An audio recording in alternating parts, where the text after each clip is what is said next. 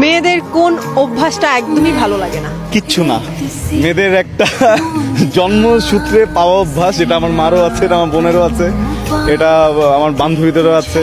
জীবনে প্রেম করেছিলাম, আমার ওই প্রেমিকারও ছিল। যদি জিজ্ঞেস করা হয় হঠাৎ করে চুপ করে থাকে, চুপ করে থাকে, কোনো কথা বলে না। তখন গিয়ে যদি জিজ্ঞেস করি কি ব্যাপার, প্রবলেম, মানে এই কিছু না বলার পরে যদি কোনো পুরুষ মেনে নেয় যে আসলেই কিছু হয়নি, আর পুরুষটা যদি চুপ থাকে, ওর জীবন শেষ। ওর জীবন শেষ।